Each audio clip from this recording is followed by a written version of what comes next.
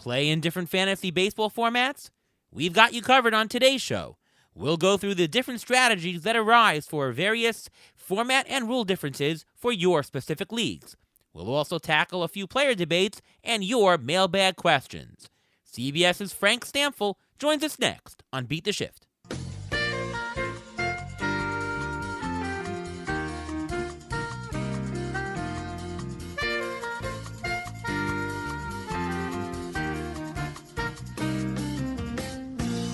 Welcome to another episode of the Beat the Shift podcast, presented by Fangraphs. I am your host, Ariel Cohen, and with me as always, Ruvain Guy. How are you, Ruvain?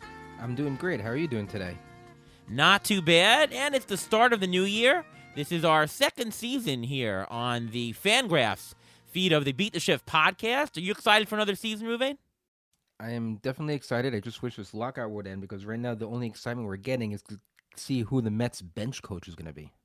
Oh, goodness gracious. Well, I'm knee-deep in ATC projections. I've ran all my regressions and formulas to know what I'm doing and starting to compile everything. So it's a full swing for me, and ATC projections for those who are interested, which is probably most of you who are listening, coming out in less than 2 weeks. So that is what I'm going on. We have a great guest tonight.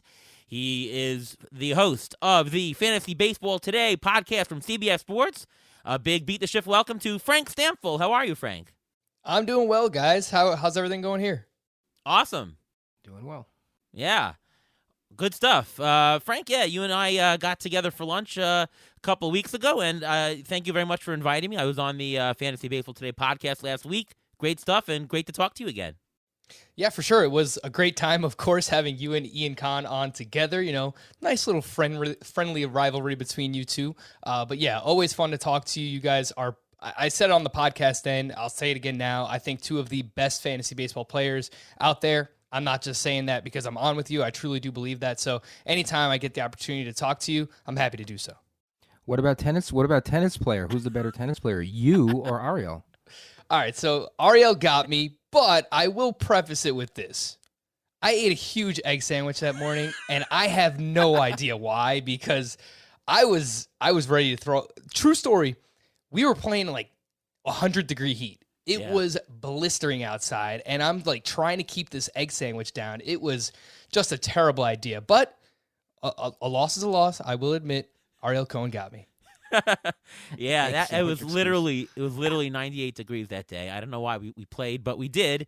You know what? We're on the same level. I think any day you could beat me, I could beat you. I think we went to a tiebreaker or some crazy thing like that. You know, all good. I will say this: Ariel hasn't invited me to play again. I think he's scared. Well, if you do, don't eat egg sandwiches before, and you'll be fine. Yeah, I think so. Yeah. All right. Well, we'll change that soon. But anyways, before we start the show, I do want to publicly give you a congratulations for winning the Tout Wars head-to-head league this year. You and I squared off in the championship game, and you beat me pretty handily, actually. First week, you crushed me. Second week was even, but you were so far ahead, and there was nothing I could do there. Congratulations. You played fantastic all season. And, first of all, Can you tell us, what was your general overall strategy and your reason for your success? Of course, I want to know so I can beat you next year. Look, you know that you don't need help in order to beat me, Ariel. You've done great in this format before, and I have no doubt that you will do great once again next year. I think when you start this many players in an auction, so it's a head-to-head points league, but we use roto-style format. So 2 catchers, 5 outfielders, a corner, a middle, obviously you got your utility, and you just use 9 pitchers. Actually, no, I think it's 7 starting pitchers, and it was 2 relief pitchers. But anytime you have a starting roster that deep, I typically like to be more balanced with my roster. And something that you and I have talked about before is we've noticed other people in this league, they like to overspend for superstars. So as a result, it kind of allows that middle class to go undervalued. So I kind of came in with, I don't really want to spend more than $30 or $35 on any player. If it so happens that someone is going at a good discount who is, more than that, then sure, I'll jump in. No problem. I think you have to be flexible with your plan as well. But yeah, that other word there, plan. I had a plan coming in. I had players that I targeted at each position, and for the most part, I stuck to that plan. I will say, I think you also need to be flexible at times as well. I wanted 2 ace starting pitchers coming into that draft, something I like to do in a head-to-head points league. And it just so happened that everyone was overspending for those aces. I got one of them in Max Scherzer, surprisingly, who was on my bust list last year. I didn't even really want him, but he went for cheaper than I thought he should. He went for $31.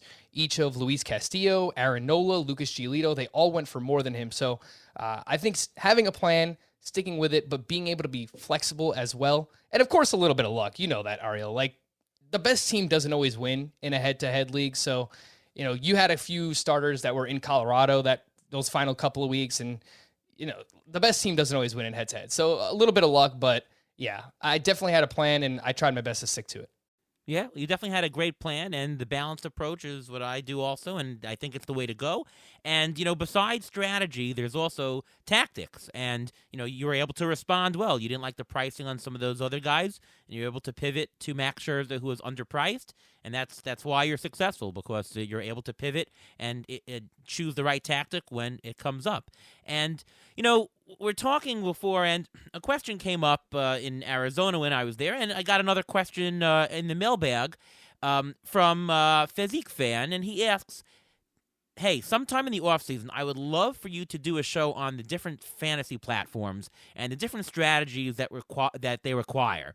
I've only done Yahoo 5x5 head-to-head for the past 21 years, but maybe you can go through some of the different strategies for different formats. So I thought today we would do a great episode on the differences in strategies for drafting in each format, maybe some pointers on what you should look out for, what you should tilt more towards, things like that. And if you don't mind, Frank, and Ruvain, of course, let's go through a couple differences between league formats, and let's chip in and say the different points for each, and hopefully the audience listening will get some advice and can tilt their strategy appropriate for the right format, rather than just reading a magazine and going with it for every single thing that they do. Right? Make sense? Yep. All right. Yep, sounds good. So let's just talk about the overall format. There's 3 main formats in fantasy baseball. There's rotisserie leagues, where everyone is pitted against each other. There's 10 different categories. If you're, let's say, in a 10-team league, you get 10 points for finishing first in the category, 9 points for finishing second, 8 points for finishing third, and so on. You do this for every single category. You add it up, and that's your score. So you got to be balanced in all categories, because every category matters. There's also head-to-head category leagues, where you're fighting each and every week. It's not an accumulation of the whole year, but each and every week is something. And then there's head-to-head points, where a single is worth 1 and a double is worth 2 and stolen base is worth 1, etc., etc. You add it up, and that's your score for the week, and there you go. That's the points. And you compete against each other as well. So maybe, Frank, I'll start with you. And what do you see as major differences, different drafting tactics for each of the formats that we just talked about? Yeah, I think they're all very different. And I'll start with Roto. And I think, like most people, I'm always drafting for categorical balance. So I don't want to have too much power. I don't want to, just draft guys that are speedy. I don't want to just focus on starting pitching. I don't just want to load up on closers. I mean, you might be able to do that in like a head-to-head categories league, which I'll get to in a second. I mean, that's just like the wild, wild west.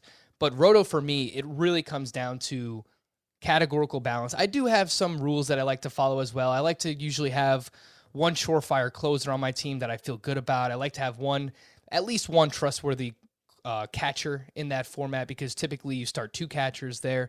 So that's for Roto. In head-to-head points, actually my favorite format, and that's the way I started playing fantasy baseball. So start playing fantasy football. I think the easiest thing to transition from fantasy football is playing a head-to-head points fantasy baseball league. So my longest standing home keeper league, it's a head-to-head points league. It's my favorite format. It's probably always going to be my favorite format. And, it's pretty straightforward, as you mentioned. I do think that you want to have strong starting pitching in that format, because you can maybe wait on pitching. If you do so, then you start to target 2-star pitchers. But that gives you the opportunity to earn negative points 2 times throughout the course of a week. So I want reliable starting pitching in head-to-head points leagues, whether that's spending up or drafting aces early or just having quality depth. So that's typically what I like to do in head-to-head points leagues. Head-to-head categories, I will point out, this is probably my worst format. I've played in these leagues before, and I know a lot of people like them. And I get why. I mean, obviously there's a head-to-head element, and it's kind of the best of both worlds, head-to-head points and Roto together.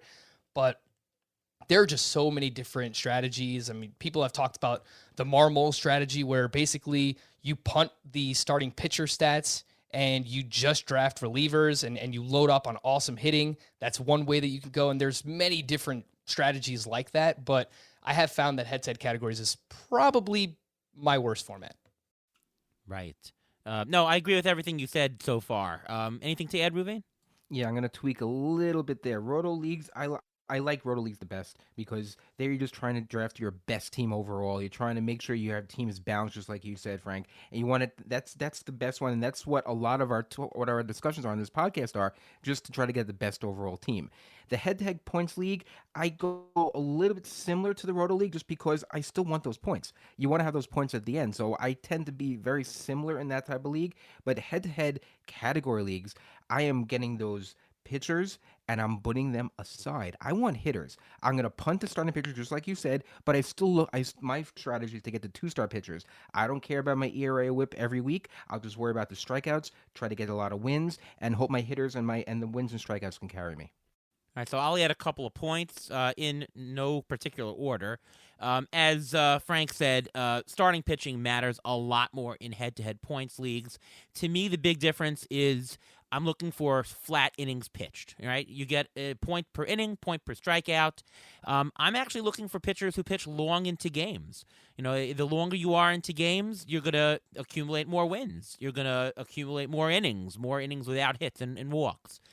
So pitchers who go longer tend to matter more. Guys like Kyle Hendricks, who pitches deep into games, they matter quite a bit. So that's a big tilt. We talked last week on the podcast about the hitter-pitcher split. In roto leagues or in head-to-head category leagues, your split is more based on the market, what the market does. In head-to-head points leagues, it's really it's more formula-driven. It's whatever the league values. So that's something that you could exploit if you are better than others at exploiting. In head-to-head points league, the nice thing is that you don't have to have a certain category. If you find that people for some reason are paying too much for speed, punt speed. There's there's no category for speed that you need it. You can just load up on power hitters, and the heck with anybody stealing any base if that's too expensive. For relief pitchers, unless there's a rule that you must have a guy that qualifies as a relief pitcher, just pick starting pitchers or pick pitchers who qualify as a reliever, but they really start games. That gives you the most points. As Frank said, roto leagues are about balance. And head-to-head category leagues, that's really the format that you can try different strategies. A lot of head-to-head category leagues are daily, so that you might come to a situation where if you got 2 days left and, hey, do I start a pitcher? He might blow up my ERA. It's a game where you have to really put more emphasis on the day-to-day management. So in that case, that means that you're going to stream more. It means that in the draft, you can go a little bit more top-heavy, and you can get the reliable guys first and try a lot of darts later on in your draft because you're going to be swapping a lot more players out. Anything else? Disagree? Agree? Which format do you think it's easiest to pivot during the draft, Frank?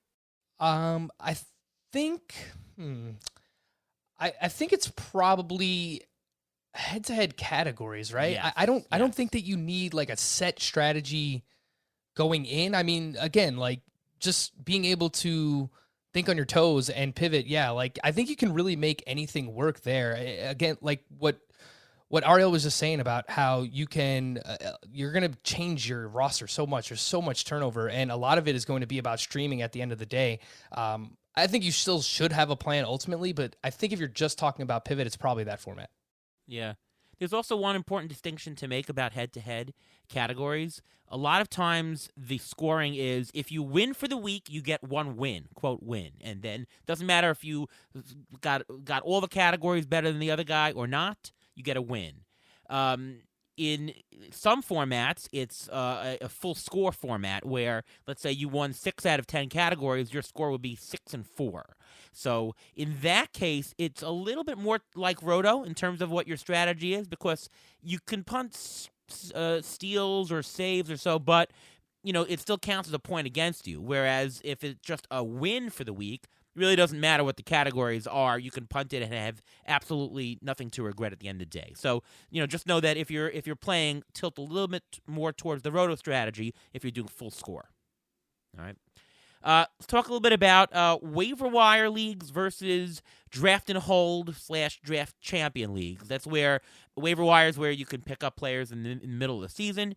Draft champion, draft and hold are where you get your roster. It's a bigger roster, let's say 50 men on the team, but there's no waiver wire pickups, just lineup changes. What are your thoughts on that in terms of the differences, Frank? Yeah, I think the biggest difference, bar none, is just the price and the emphasis on closers. We're already seeing that in Draft Champions so far this year, where closers are going in the third round. These are 15-team leagues, but still, I mean, the third round, that is a pretty hefty cost to spend on a closer. Of course, they're not just giving you saves. I get it. They're giving you ERA, whip, strikeouts, but there's only a finite amount of closers.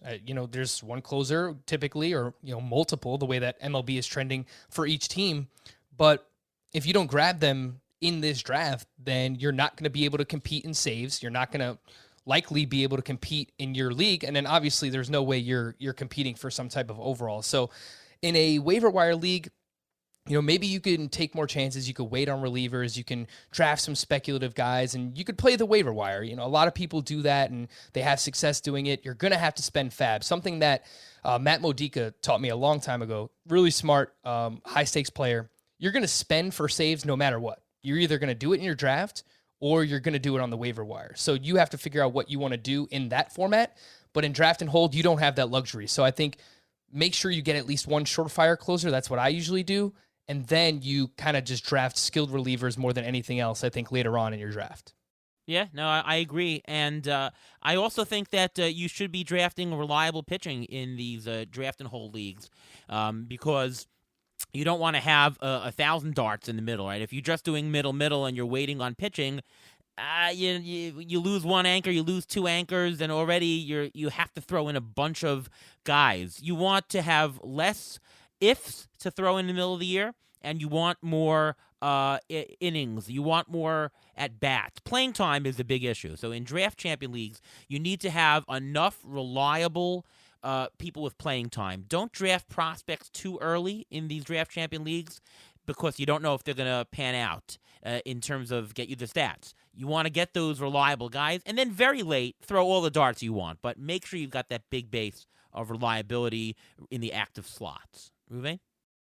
Yeah, I think also for the draft and hold, I think you'd also lean more toward getting injured players injured coming into the season because they will come back. You'll have other injured guys who will come up during the course of the season. As long as you know players are going to come back, if you later, not early on, but later on, if you get these guys at a discount, you don't know when they're going to come back. Like let's say you have pick 49 and Dustin May's still there, and Dustin may actually pitch in September or the end of August. He's a guy I may want to just hold on to because what's going to hurt?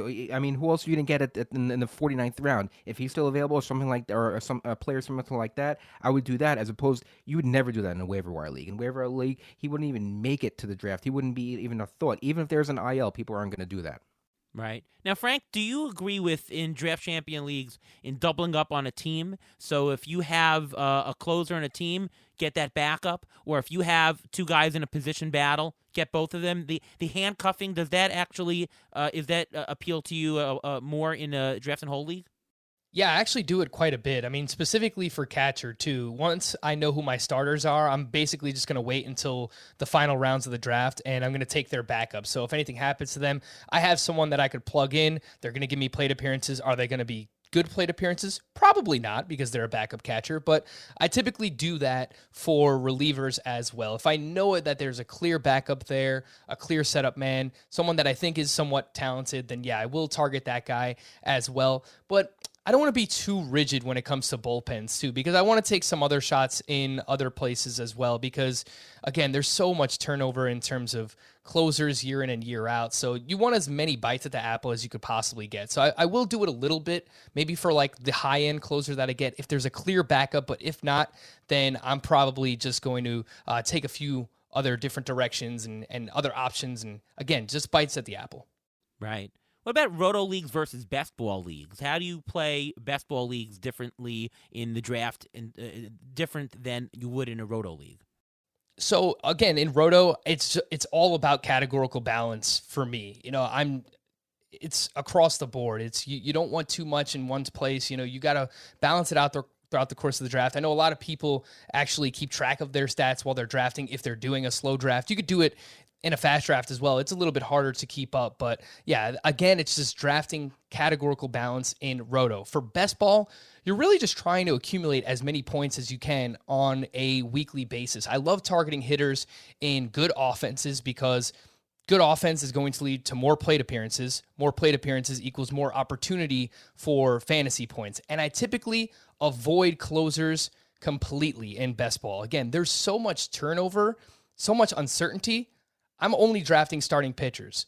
Maybe towards the end of a best ball draft, I'll take a shot just because there's really no starting pitchers left, so I'll just draft whatever relievers are available, someone that I think can, maybe earn me a win here or there, a couple of innings, a couple of strikeouts, but really just avoiding closers in best ball. And in Roto, it comes down to balance once again. Ruben? Yeah, best ball, I try to just pile on the offense. I think the offense is most important there. I think the offense, you're trying to get the most points, and you know what? Those hitters have a less chance. I mean, it's still pretty close, but a less chance of getting injured during the course of the year. If you got those top pitchers and they get injured during the course of the year, they really don't help you that much. And you can churn and a lot of some best balls have waiver wire and stuff like that. But you want to have the best offensive players. I think you should. If you can even wait to the 5th round to get a starting pitcher, in my opinion, for a best ball, because you want to get as many high profile or high pick offensive players. So in best ball, it's about getting the best performance for the week. In general, the best performances of a week are generally the pitchers, right? The pitchers, this guy had a 7-inning shutout, 7 innings pitched, no runs, just a couple of hits. Those are the ones that give you the most points, period. In Roto, of course, you have that pitcher, and the following week it's balanced by an okay start, and, you live with the aggregate result. Not in best ball. You're just getting that performance, period. The way to play it, I think, in terms of the pitchers, it's totally quantity over quality. I'd rather take a whole bunch of pitchers lower down, hoping that the best 5-6 of them will, for that week, give you a great result.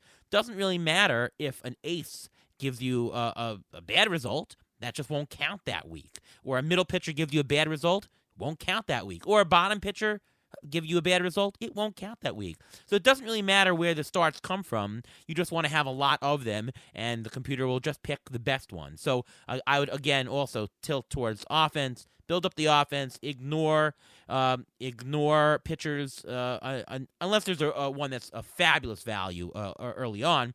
But you can really just go quantity later over quality. And I agree with Frank. You don't need the saves. They're fickle.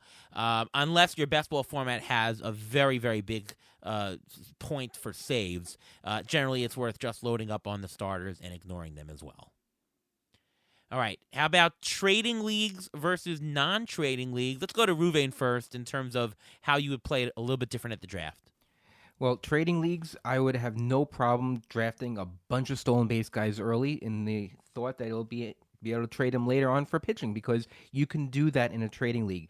However, a lot of trading leagues are home leagues, and sometimes you have to know the league you're in, because a home league that's a trading league may end up turning into a non-trading league just because of animosity. They don't like this offer, they don't like this offer, and it could be kind of sticky when it comes to that. So non-trading leagues, you just have to, again, just pretend it's a Roto, get the best players, and just worry about yourself. But trading leagues, again, you have to be so careful in what categories you're doubling up on. You want to get a lot of closers because you want to trade a closer later on. That's the way to go. You want to get a stolen base guy, do it, and a whole bunch of stolen base guys. That can work out as well. But you have to be careful because home leagues can be very fickle about trading. I mean, I find myself in both cases trying to go for balance, although in a non-trading league, you absolutely have to be balanced. I mean, even if there's a good value that pops up, if you are too loaded on stolen bases, You just cannot pick up that guy because you're going to be deficient elsewhere. Whereas you could in a trading league, because then you can dump him, or you can pick up an extra position. If you have too many third basemen, that's okay in a trading league. Again, I don't try to do that. I try to draft balanced where I can, but during the draft, it's a little bit more easy to pivot. You don't have to give up value as you would in a non-trading league. Do you agree, Frank? Yeah, I think you guys hit the nail on the head. I was going to say maybe it's a cop-out, but I really don't change much. I still try to draft for balance. I think if you're going to do anything in a trade league, maybe you try and corner a market on a specific category, whether it's saves or steals, because those are typically the hardest categories to come by, or maybe cornering a position, whether it's catcher or third base. It seems like third base is going to be one of the more shallow positions this upcoming season. So yeah, I think you can do that in a trading league. And then obviously, you can wait it out and until someone comes and they offer you what you need and so on and so forth. But typically I'm just drafting for balance in both. But yeah, maybe it's a cop out, but that's what I usually do. Yeah, no, I mean, listen, it's not a cop-out. That's the advice, is don't worry about that. That's good advice, and that's what I would do. Let's talk about league size. What would you do differently in deeper leagues? Let's talk 15-team plus mixed leagues, 12-team mono leagues, versus shallow leagues. We're talking 10 to 12 mixed and shallower.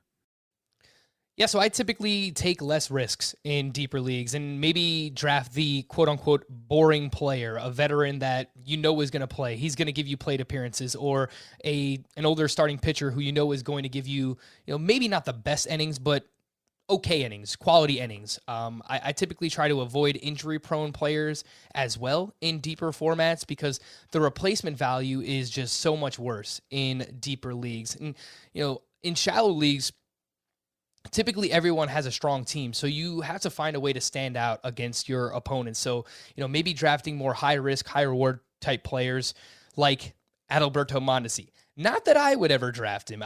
He's just not for me, Adalberto Mondesi, but I think he's the perfect example where if you play in a 10-team roto league, a 10-team head-to-head categories league, if Mondesi ever were to stay healthy for, 130 plus games, 140 plus games, the sky is the limit. I mean, he could hit 20 homers. He could steal 60 bases. It's not likely. And in that format, if he gets hurt, the replacement value on your waiver wire is much, much better. Yeah, no, totally agree. And that's what I refer to as categorical risk. It's the same thing with catchers also. If you have, if you draft Salvador Perez in a deeper league and he gets hurt, goodness, that's a huge, huge hit to your team's value because the replacement level is so, so low. And same thing with Mondesi. Where are you going to get those steals from in a deeper league? Anytime where a player would abnormally, an outsized, maybe that's a better word, it would have an outsized impact on your roster compared to others for getting hurt. That's a categorical risk, and you should stay away from those if you're in a deeper league, but you can take on more of those risks in a shallow league because the replacement level is much higher, exactly as you say. I would also say that in deeper leagues, you have to be very aware of which positions have the lower replacement value.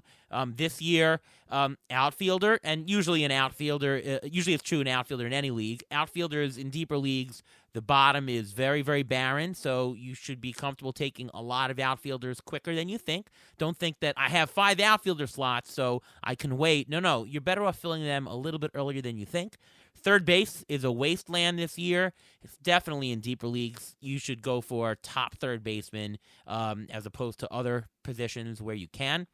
And I will say that playing time is a key. If you're in a deeper league, you want to amass more playing time. Playing time. I would gamble less on prospects, less on injured players, whereas in a shallow league, absolutely you can take more darts and more guesses because, hey, if they miss, then it's a better player who's left on your roster to improve. The last difference between the two, and we mentioned this on a previous show, in terms of starting pitching, I would tilt more towards stars and scrubs in the deeper leagues because you want to get that ace who's just a much, much bigger value in a deeper league compared to replacement.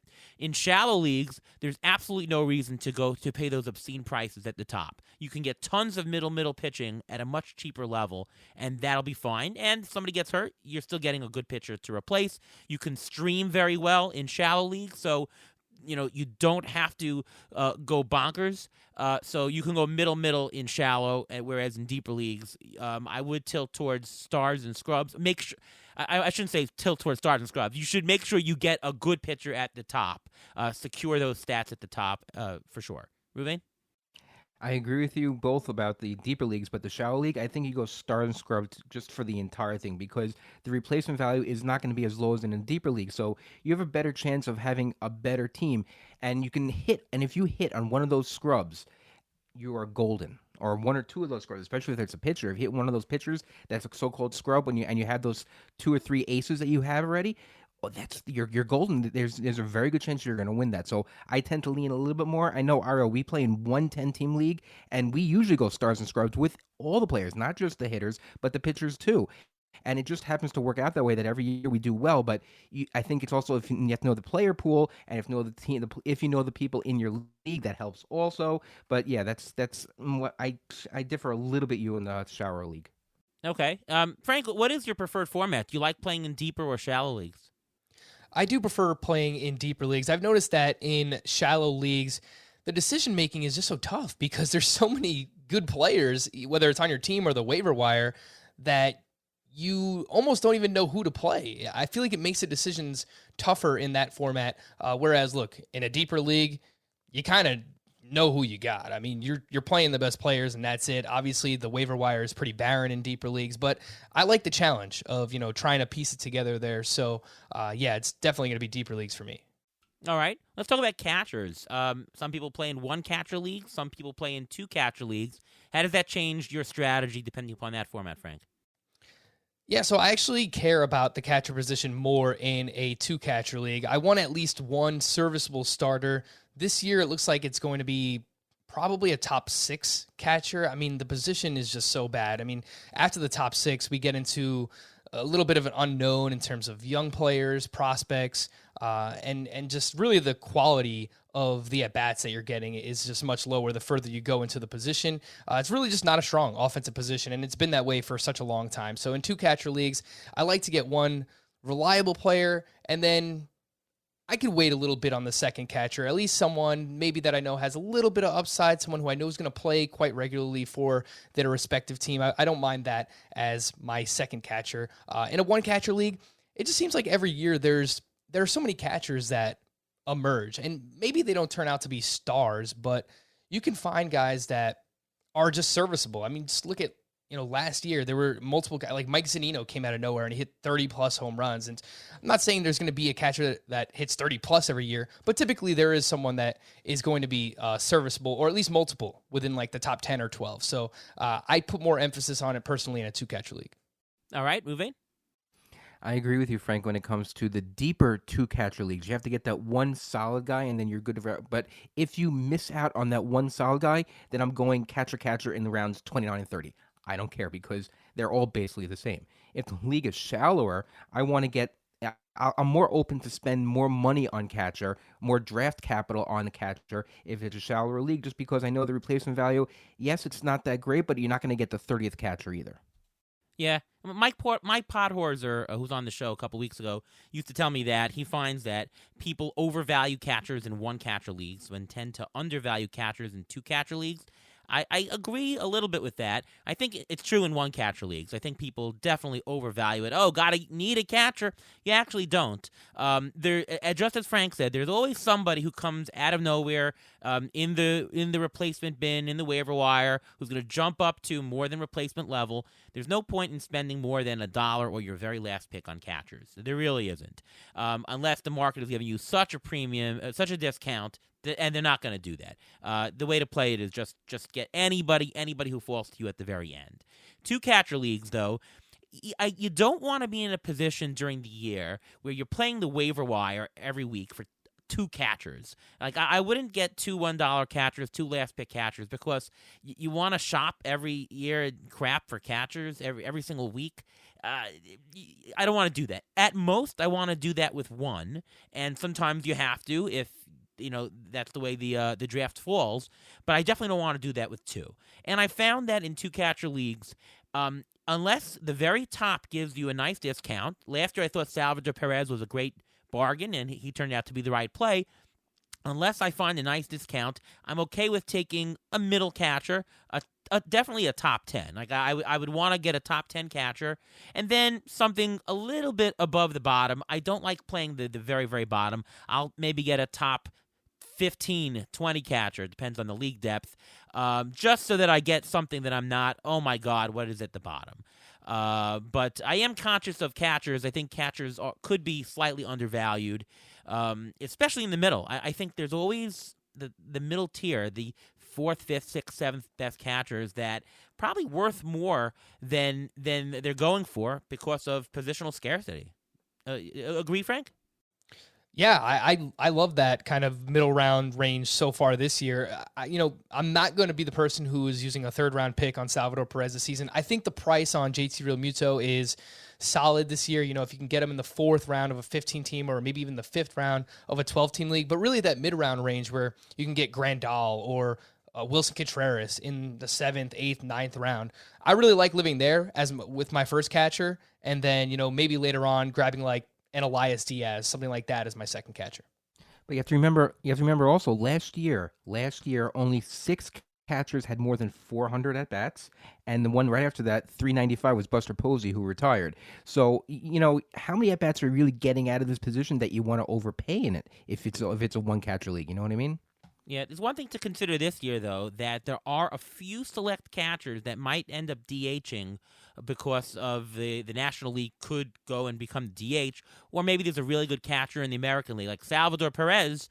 He's going to get a lot of at-bats also from DH, and he's not a regular catcher. He's going to get more at-bats than the regular catcher. How about Alejandro Kirk on Toronto? He's got a really good bat, and even if he's not the primary catcher, they could sneak in extra at-bats for him. How about Will Smith and JT Realmuto? If the NL goes DH, I can see them getting quite a bit more. So there are a select few, maybe a half dozen, that are going to get a lot more playing time. So just watch out for that this year, that there are pockets where a lot of playing time is available. And as we said, it's all about the playing time. So those catchers are actually going to be worth a lot more than you think. I love the price. I agree with you, Frank. I love the price on Realmuto this year and Contreras. I think with the DH, they're going to be really improved.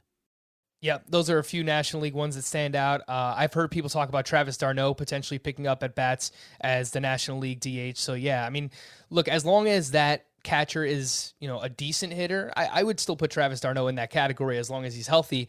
I think they probably pick up some at bats with the NLDH. Yep. All right, let's go to Ruben first in this one, talking about injured list slots versus no injured list slots.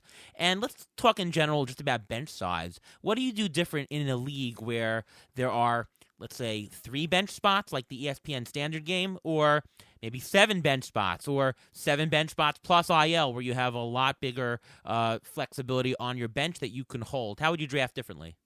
And with the 7 bench spots, I'm much more prone to draft even up to 2 players who are injured coming into the season, or players who you think are going to come back, let's say, in April or beginning of May. If you have 3 spots on your bench, the way players get injured last couple of years, that basically 1 out of every 2 player gets injured, you can't draft any of these injured guys coming into the season on your bench, because who's going to replace the guy who's going to get injured in your lineup the first week or the second week? So it's just so hard to do. And with COVID, I think there are going to be less COVID cases during the course of the year, hopefully, because I think that, the way the pandemic's going right now, I think there will have less COVID ILs, and I think COVID had about 25% of all IL spots last year. So I think it'll be a little bit better this year, but still, how can you put someone who's injured coming into the season, they're going to miss all of April, on a 3 bench spot, on a team with 3 bench spots? It just doesn't work. Yeah, Frank, what do you do differently? Look, I'll just preface everything with this. If you play in a league with 3 bench spots, please change that. Just add a few more bench spots, add a few IL spots as well. I mean, there's just so much going on throughout the course of the season where you're going to have players that get hurt. You're going to hear about prospects that are performing well that you might want to stash on your team. So I get it. There's a lot of leagues that have played this way for a long time, and that's what they're used to. That might be the standard on ESPN, but I would just say at least 5 bench spots, maybe add a couple of IL spots as well. But really, the difference between a small and big bench is exactly that. You really can't stash upside in a smaller bench, in my opinion. You have to have serviceable players, guys that can help you. If you have a hitter that gets hurt, you have to be able to replace him right then and there, right? I don't think you can afford to use those bench spots in a smaller bench league on upside. Whereas, in the NFBC, there's no IL, but you do have 7 spots. So maybe you can dedicate one spot to an injured player, one spot to a prospect you want to stash, and then the other 5 spots, you have 2 hitters that you can rotate in and out and 3 pitchers, or vice versa. Maybe 3 hitters that you could rotate and then 2 pitchers on your bench. But yeah, I just think it comes down to the ability to stash upside in the smaller versus bigger benches. Yeah, no, I agree with everything you guys said. Just to add, when you have a very small bench slot, you're probably going to be streaming a little bit more, especially pitchers. So make note of that when you draft. I mean, make your last couple of picks could just be somebody with a good matchup in the first couple of weeks, right? You don't have to say, all right, well, I'm going to take an upside pick on this prospect. I wouldn't do that. Think about, hey, you're going to probably need that spot to drop and to waiver wire pick up somebody who's going to just have 1 week on your team or 2 weeks on your team at the very most. So just be cognizant of that as you go on. Let's talk daily versus weekly lineups. Certainly, Ohtani has got a totally different price in daily. Is Ohtani the number 1 person off the board for you in a daily league, Frank? I think in a league where you can play him both as a pitcher and as a hitter all year long and reap all those benefits, 1,000% he is the first overall pick. I mean, this guy is a top 30 starting pitcher in terms of what he provides when he starts. Maybe he's not going to make as many starts as other pitchers. I wouldn't project him for 30. Maybe he gives you 22 to 25 starts, something like that. But he was really, really good as a starting pitcher last year, and yeah, he was an MVP caliber bat. So no doubt in my mind, if you play in a head-to-head lineup where you could reap all those benefits, Ohtani is the number 1 overall pick. And I kind of want to derail the podcast, Ariel, if you will allow me to do that, because please. I want to ask you guys, how do we get the most out of Ohtani in weekly leagues? Because I had Ohtani in the main event last year, and I understand the rules coming in, and so I knew that. Like, I can't complain about it after the fact, but I'm going to do it anyway because why not? That's what I like to do. But it was so frustrating because I had Ohtani, and yeah, I'm reaping all of these offensive categories and stats that he's providing, but I needed pitching. It's a 15-team roto league, and it's just so frustrating to see him go out there and he's throwing 6-7 innings, double-digit strikeouts, and I can't reap those benefits. So I don't know what the answer is, and I brought it up on the Fantasy Baseball Today podcast, and I've polled people on Twitter. It's like, what do we do? How do we fix this? How can we get both the pitching and the hitting out of Ohtani in a weekly league? Yeah, I mean, and of course, you're talking about where the rule is that he's one or the other for the week, right? You can't. Yeah, where he's just one player. Yeah, where he's he's on your roster as one player. Because I believe it's in Yahoo where he's 2 different players, and there's a pitcher Ohtani and there's a hitter Ohtani.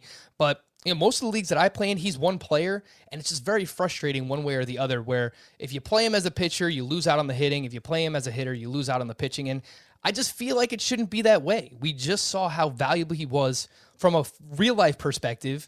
He should be the most valuable player for fantasy as well. Right. Well, unless you're playing best ball. In best ball, I guess, there's nothing to think about. It automatically chooses where he fits better. But yeah, that's part of the frustration and part of the strategy with playing Ohtani. I think the general rule for him is that if he's a one-star pitcher in a week, you're almost always going to have to use him as a hitter. Right? I mean, he's not going to be as valuable as all those hitting stats that you get. If it's a short week where there's, I don't know, in some formats, let's say a 3-day or 4-day week in the beginning of the season or the All-Star break or something like that, if he's starting in that and it's only a 3-day week, then you're going to start him.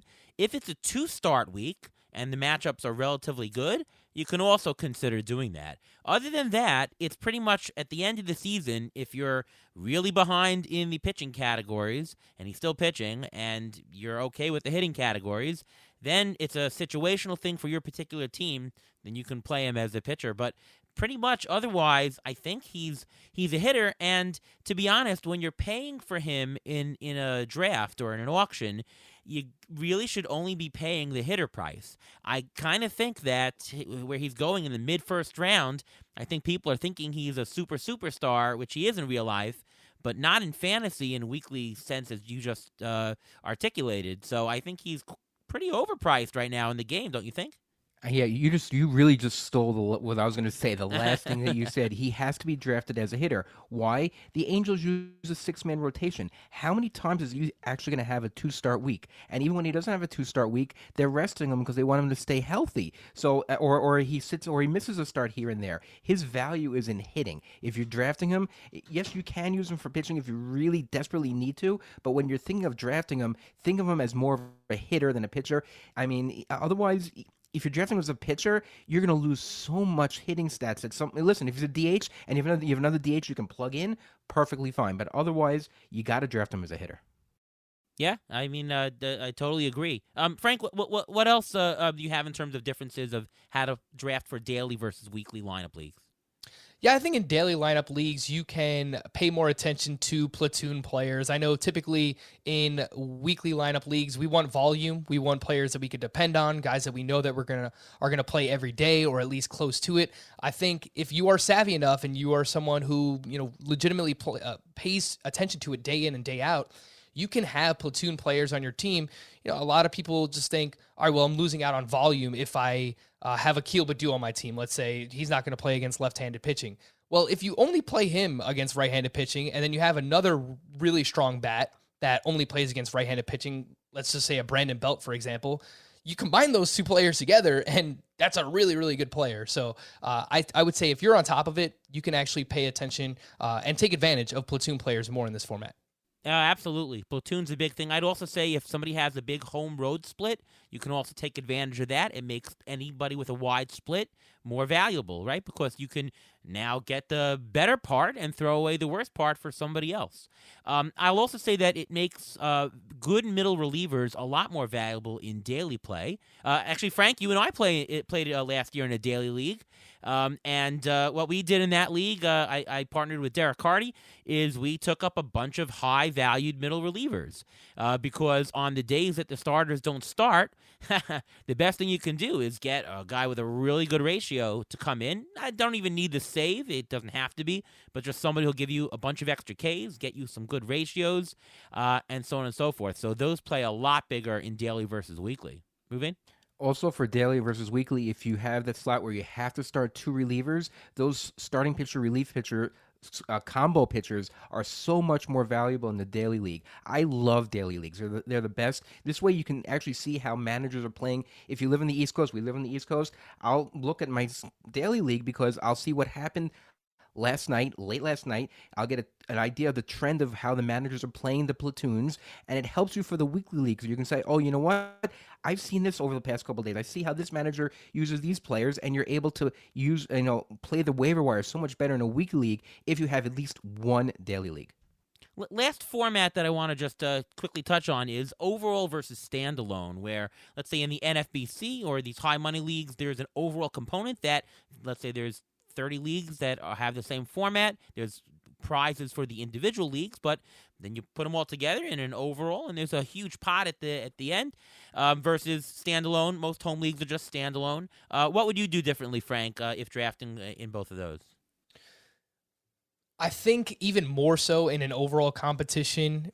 We've talked about balance this entire podcast, but I mean, it is of the utmost importance. I think in a standalone league, you can finish in last place in a category and you could still win in your league. The way that it averages out is you have to finish at least top three in every other category, all 9 other categories. If you finish last in one category, it's possible. It's still possible to win your league. I've done it before. But if you play in an overall competition and you are deficient in one category, you just don't have a chance. So we've talked about balance a lot. I think in an overall, it is of the utmost importance. You really just cannot have any deficiencies.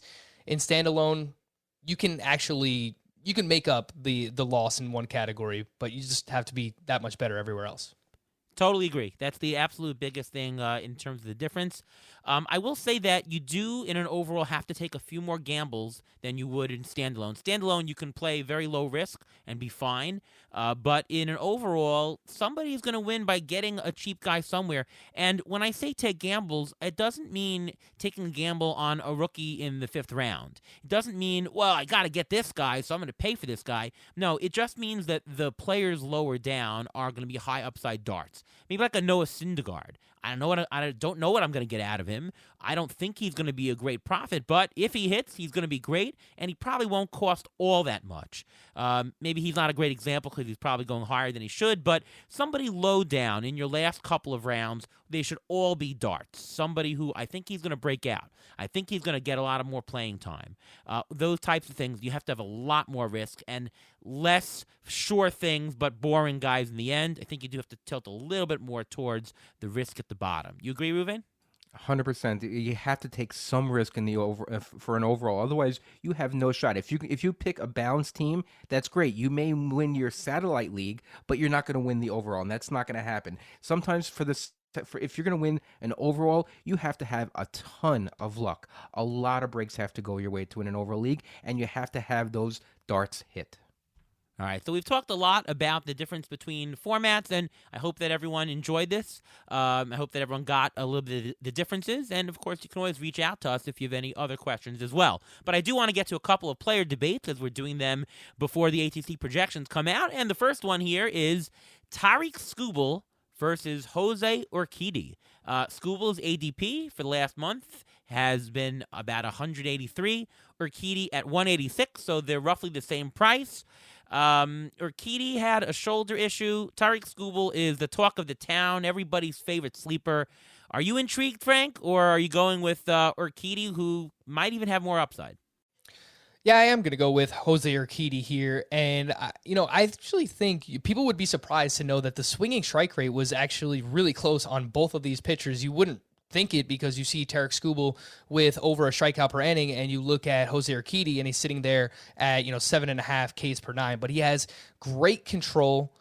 He's gonna almost certainly be an advantage in terms of whip, a 102 whip for his career, 3.55 ERA. The underlying numbers for Jose Urquidy say that he's been lucky in his career, but he does a really good job of limiting hard contact. And I think if there's one type of pitcher these underlying numbers, xFIP, Sierra, expected ERA, they struggle with, it's a pitcher who does a good job of limiting hard contact. And that's exactly who I think Jose Urquidy is. I think that there's a little bit more in terms of strikeout upside than we've seen out of him before. He plays on a really good team. I think when he's healthy and everything is going right, he can go deep into his starts, so that will allow for wins as well. And the fact that he is on that good team, so he should have run support with the Houston Astros. I think the Detroit Tigers are getting better. They're on the upswing here, and they've got prospects coming. They just signed Javier Baez, so I don't want to discount them. I think that they are a team on the rise, and maybe they even compete for an American League wildcard spot this year.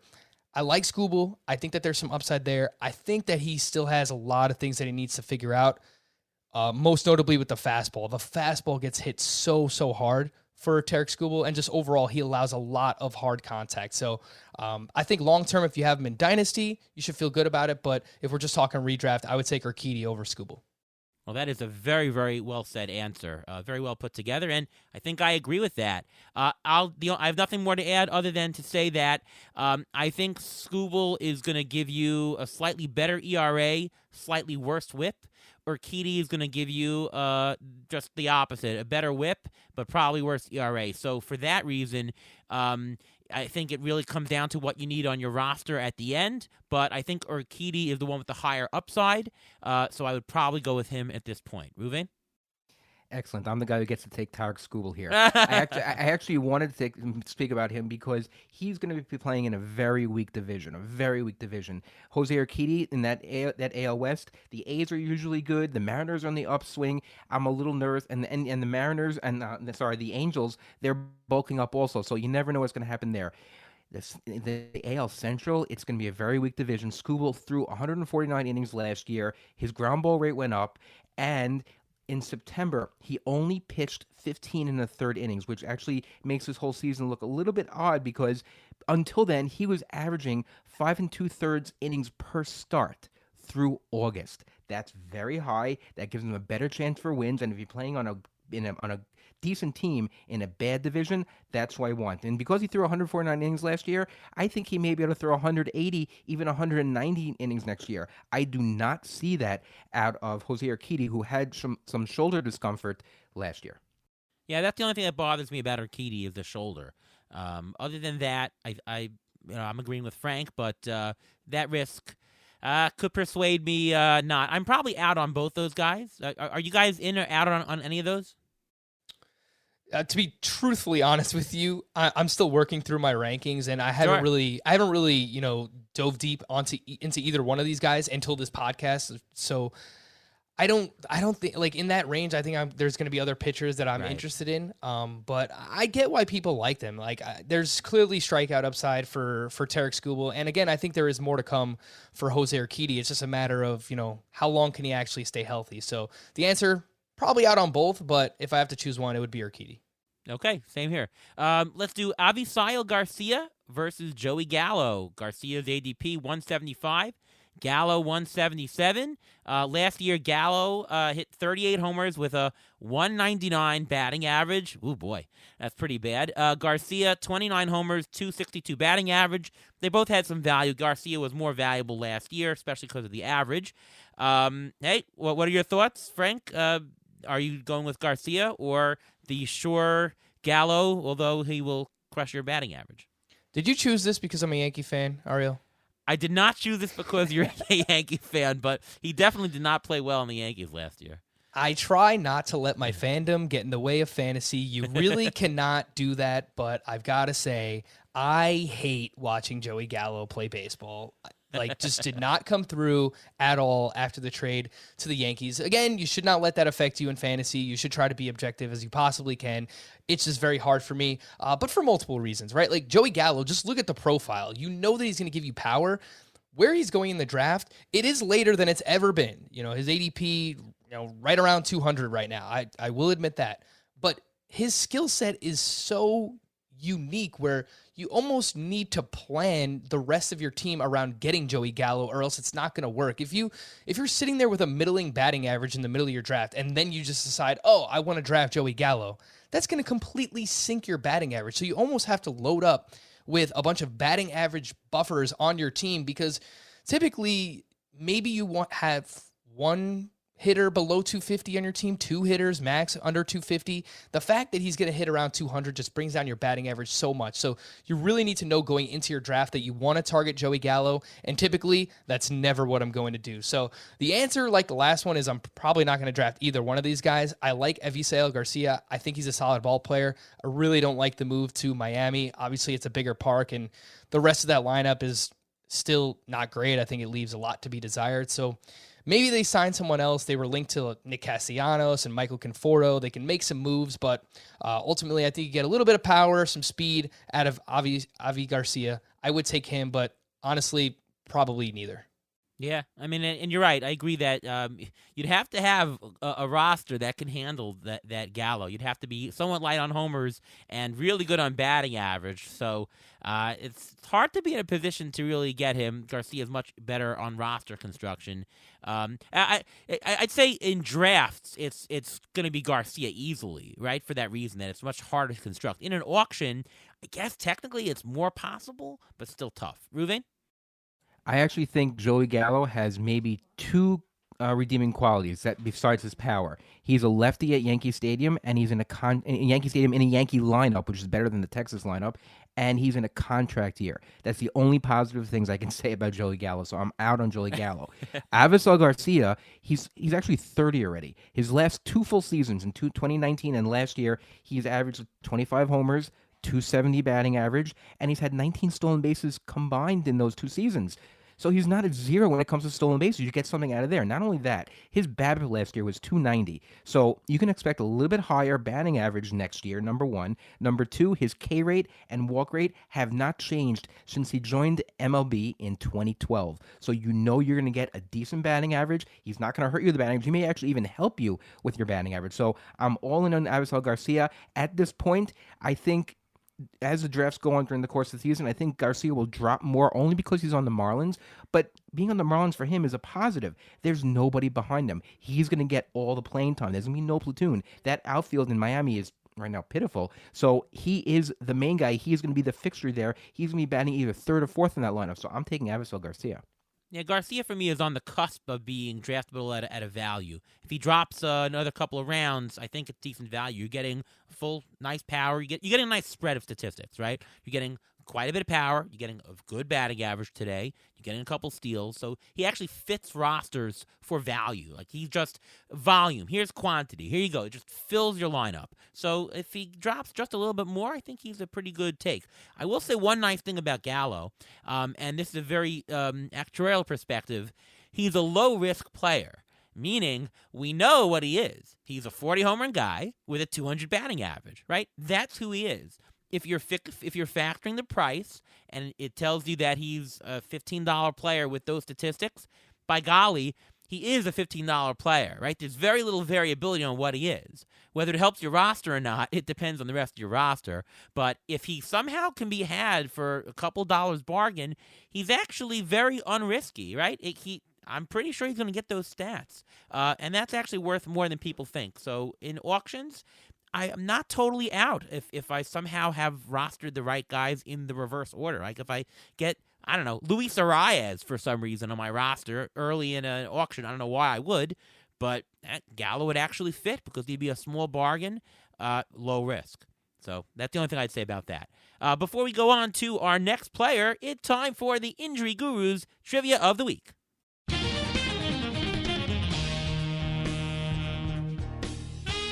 Well, we just spoke about Gallo and Garcia, along with the next two players we're going to speak about, Josh Donaldson and Eugenio Suarez, comparing those two players as well. Taking all those four guys, Gallo, Garcia, Eugenio Suarez, and Josh Donaldson, which player had the most intentional walks last year, and which player has most career stolen bases? Interesting question. Who had the most?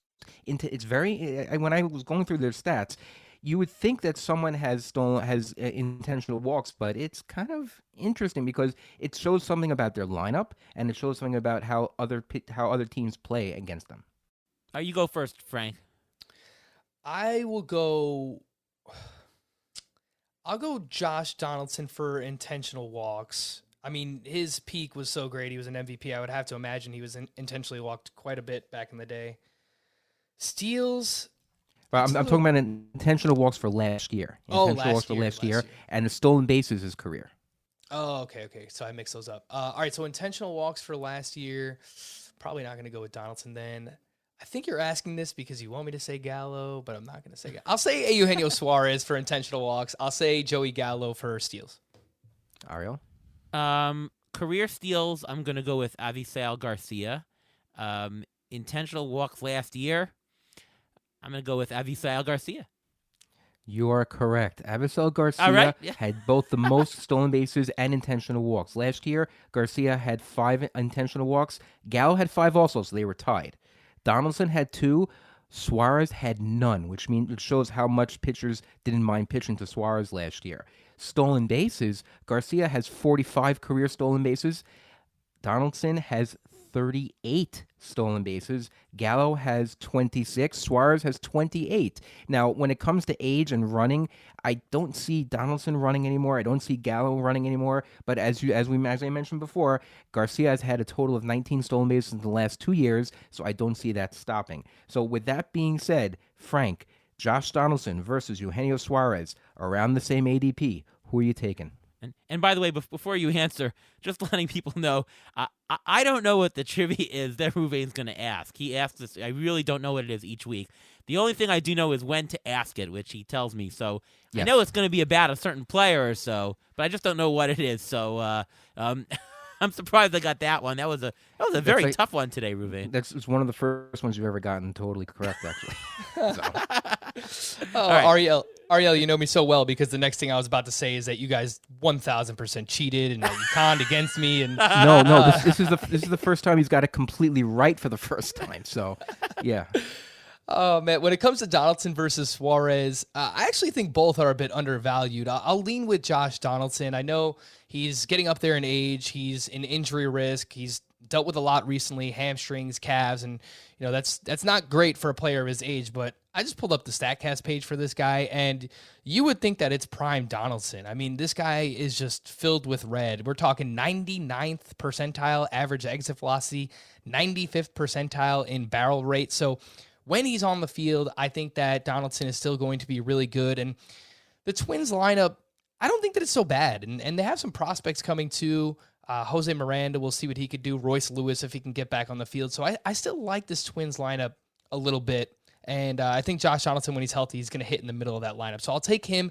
But I will point out, reasons for optimism, Eugenio Suarez, that month of September was phenomenal, where he hit 370 with 8 home runs and an OPS over 1,200. So he was dreadful every other month, but gives us something nice to maybe hold on to for the following season.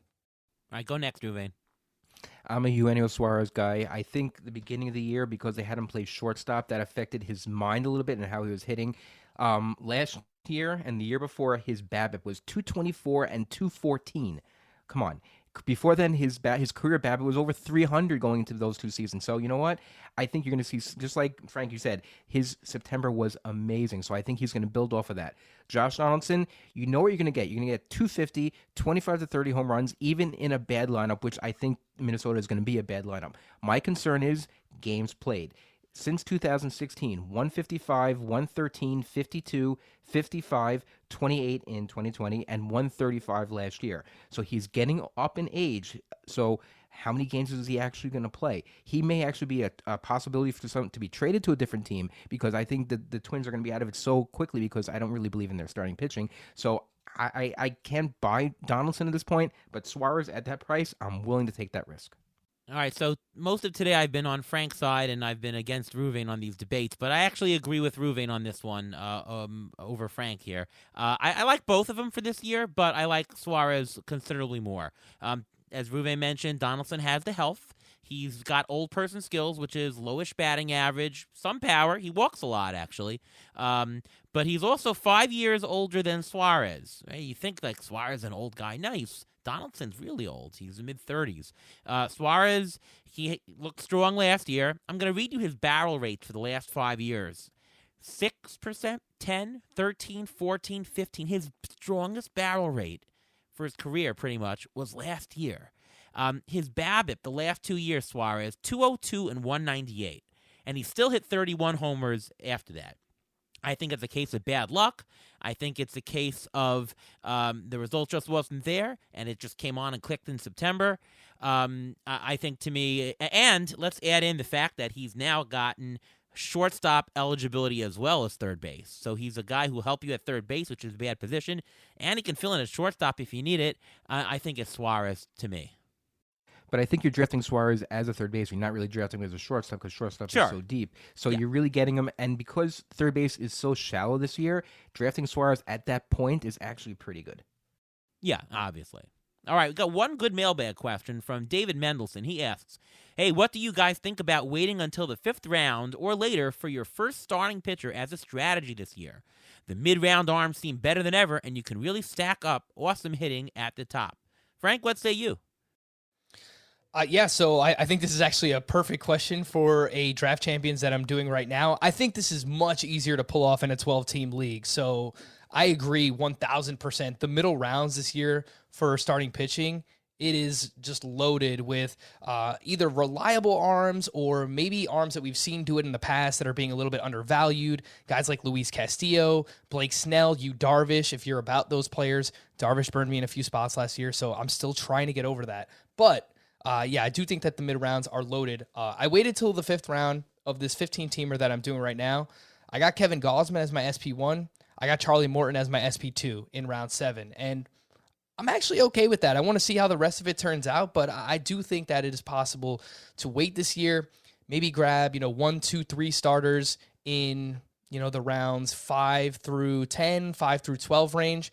And then even later on, I mean, the position is just loaded with either, reliable arms. There's more of a mid-tier this year than we've seen in the past. I don't know if it's because of, the baseball. They changed the baseball last year, so, pitching got back on track. We don't know what baseball they're going to be using as of now, but for whatever reason, there was like the return of the middle class. So I'm more likely to do it this year than any of the previous, the most recent years. Ruvain? I'm a little nervous waiting for the fifth round just because so many teams have already 2 pitchers by the fifth round that I'm nervous that I'm not going to get the pitcher I want even in the fifth round. Because if I see that it depends, it's going to be draft dependent and everything like that. But if you see pitchers are going real fast and you're not even going to get your quote unquote fifth round guy in the fifth round, you have to take a pitcher before the fifth round. All right, so, we talked a lot about this on the show that the shallower a league you are, the more that this is absolutely viable. In 12-team leagues this year, I think that's a great strategy. Just as Frank said, plenty of reliability in the middle. I'm totally fine with that. In deeper leagues, I would rather not do it. It's definitely more viable this year than in the recent past years, but I would probably shy away from it. I don't go into a draft generally saying I need to get a pitcher in the first 2 rounds. I have an idea that it's a good idea to do that, but certainly if the value is on the table and there's hitters that I can't pass up, I'm okay with that and can pivot to this kind of strategy, right? You can go in with a nice strategy of saying I'd like a pitcher, but get comfortable to pivot. And so I think your question is good, David, and I think that the answer is this year there is a good opportunity to pivot. And if the awesome bats come up that you think are great values, I think it's definitely viable this year. So I'll agree. Good? Yep. Shout out to Mendy, by the way, David Mendelson. We had him on the Fantasy Baseball Today podcast recently. That's right. Great guy. Very great guy. Absolutely. For sure. All right. Ruvain, a quick injury update. I think you got a couple names. There's not much information coming out, right? Yes, there's not much information, so I'm going to title this the Don't Forget edition of the injury update of players who were injured very early last year or even before that. Just keep them back in your mind when you're drafting. Frank, you mentioned Royce Lewis of the Twins. He was a top draft pick. He had ACL surgery in March of 2021. He was doing baseball activities already in August, and he should be 100% by spring training. The only people blocking him in middle infield are Jorge Polanco and Luis Arias for the Twins. I think the Twins want to know what they have with him already, so he may be up very soon, so you have to watch out for him. Robinson Cano, unfortunately, Frank, you're a Yankee fan, we're Met fans. Robinson Cano is unfortunately, or fortunately, we'll see, still on the Mets. He was actually playing winter ball in the Dominican. He had a lower back discomfort. He came back from that in 68 at-bats this winter. He's batting .279, 4 extra base hits, including 1 home run. If there's a DH in the NL, he's a guy who's a late dart. You may be able to get him. Another guy who's had season-ending surgery was Garrett Cooper. He had surgery to repair a UCL tear in his left elbow back in July. The recovery for that is usually 3 to 4 months, but he should be good coming to spring training. In 71 games last year, he did bat .284 and 9 homers, 33 RBIs. He's eligible at first and in outfield, so if you want to take a gamble on him, he's a guy you can take a gamble on. Another guy to take a gamble on, Ken Giles. He had Tommy John surgery September 2020. He's on the Mariners. He should be coming into spring training with no restrictions.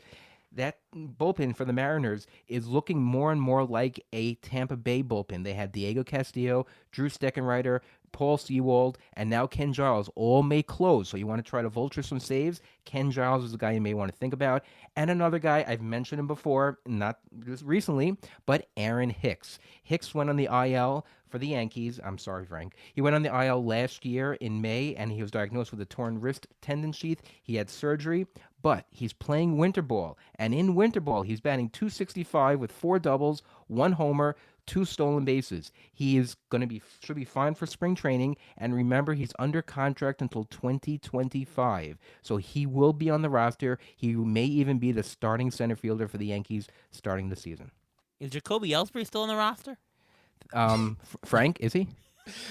Please, no. I don't know why. I was actually just thinking about Jacoby Ellsbury the other day, and I was like, what an awful contract. Oh, gosh. Jeez. Well, Aaron Hicks is not getting as much money, but he's under contract for the next 3 years. So they're going to find a place for him. Jeez. They may not re-sign Brett Gardner, but they have Aaron Hicks. If they want to sign someone for a different position somewhere else, he's going to play. Yeah, it's funny you bring that up, actually. My first draft champions that I did already completed, I had both Robinson Cano and Aaron Hicks on that team. There you go. Good luck with yeah, and these are late darts. We talked about in the show. These are late darts, and that's the way to do it at the end of Draft Champions. And hey, listen, he's a great player. I hope for you and the Yankees that Hicks is able to play. So definitely, Godspeed to him.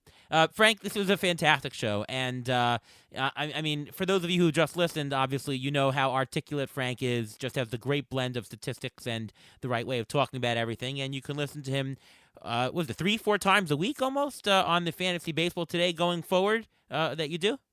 Yeah, so in January, we just ramped up to 3 times per week. So Monday, Tuesday, and Thursday, we have a podcast in your feed. You can also watch us, youtube.com/fantasy baseball today. All of our podcasts get posted there in video form as well. And by the end of this month, I think last week of January, we'll probably ramp it up to 4 podcasts per week, and then the same thing for February. So before you know it, it's draft season. We just need an actual season. So come on, guys, let's end this lockout. Yeah, and CBS, the podcast, is the best daily podcast of fantasy baseball. I'm not going to be shy in saying it. I think that's true. Definitely during the season, I listen to it every day to recap what happened, and you and Scott and everybody else who's on the show is really top-notch, so, kudos to you. Yeah, I appreciate that, Ariel, especially coming from you. Look, it's honestly, we put in a lot of hard work. We stay up late each night. We're here on the East Coast just like you guys, and we don't start recording the podcast in season until around midnight. So it might sound crazy to some people, but we're up most nights till like 3, 4 a.m. editing the podcast, getting ready to publish it. So it's a lot of work, but of course, it's a lot of fun as well. So I do appreciate you and everyone else for tuning in. Yeah, and thanks so much for coming to the show. Anything else you want to plug, Frank, while you're here? No, that's really it. Fantasy Baseball Today. You can follow me there. We have a shorter 5-minute podcast as well, Fantasy Baseball Today in 5. You can follow me on Twitter at roto_Frank. But I appreciate you guys. Thank you so much for having me on. Oh, absolutely. Our pleasure and honor. Ruvain, you want to plug your stuff? Sure. You can follow me on Twitter at MLB Injury Guru, where I've begun tweeting out injury updates for this year. It's a little bit slow now because we're not getting that much information, so I'm really sending out a lot of the stuff that happened prior to the lockout, and how they will apply for the coming season. Also, I will have an in-season article on Rotoballer as always this coming year, discussing all these injuries as well as others. Yep, and I'm Ariel Cohen, and you can find my work over at Fangraphs, at Roto-Bowler, and Sportsline on occasion. And the ATC projection should be up on all the sites in just a couple of weeks, less than 2 weeks here, as I'm waiting for a bunch of other projections to hit to incorporate into my own. All my formulae are done now, so I'm just waiting, and then the big data cleanup is going on as you speak. So we're excited for that. Of course, you can follow me on Twitter at ATCNY, the shortest Twitter handle in all of fantasy baseball. And you can listen to me right here every week on the Beat the Shift podcast. Thank you so much, Frank, for coming on episode 1 of the 2022 season. And from all of us here at Beat the Shift, we'll see you next time.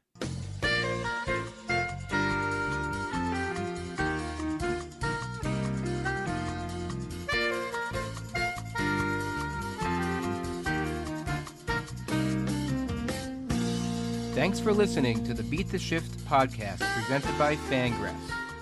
Follow us on Twitter at beat_shift_pod.